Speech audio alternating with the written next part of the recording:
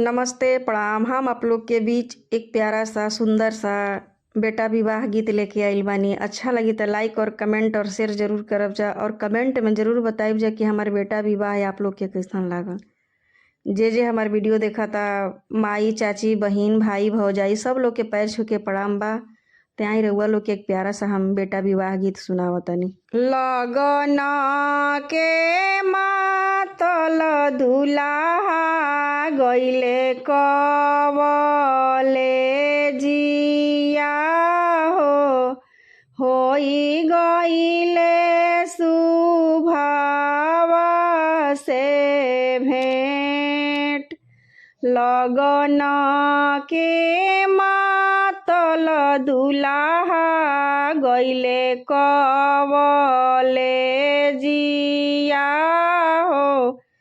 होई गइले सुभावा से भेंट।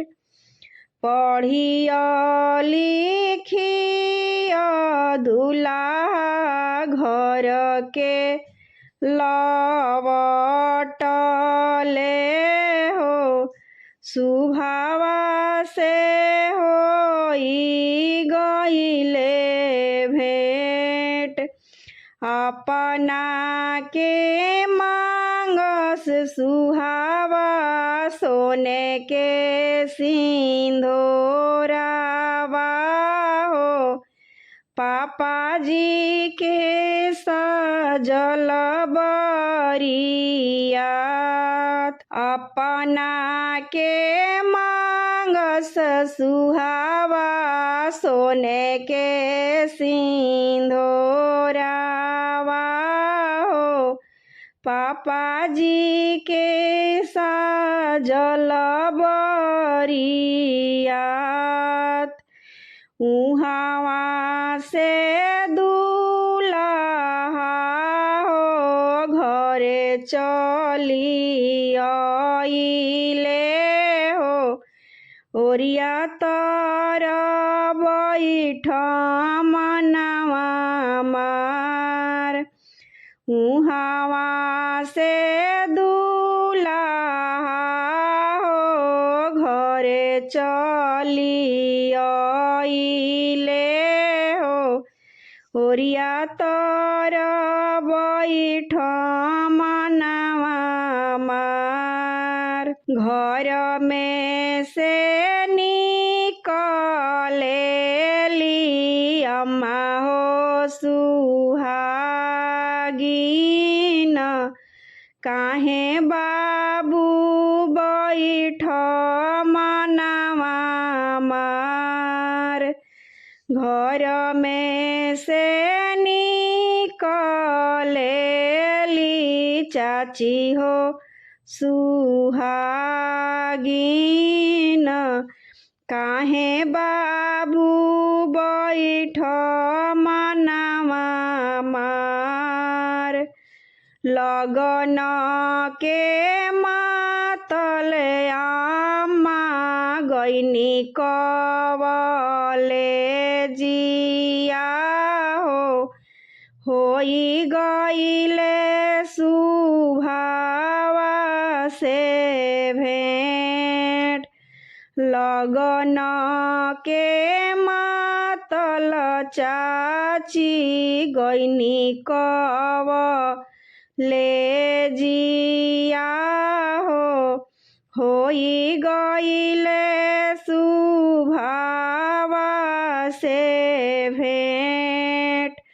अपना के मांगस सुभावा सोने के सिंदूरावा पापा जी के सजल बरियात। अपना के मांगस सुहावा सोने के सिंदूरावा पापा जी के सजल बरियात।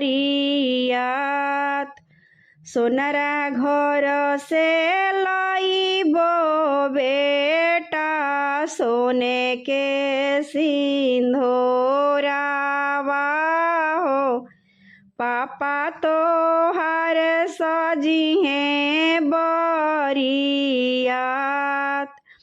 पापा तोहार सजिहे बरियात। सोनारा घर से लइबो बाबू सोना के सिंधुरावा हो। चाचा तोहार सजिहे बरियात। चाचा तोहार सजिहे बरियात। लगन के मातल दुल्हा गइले कवले जिया हो।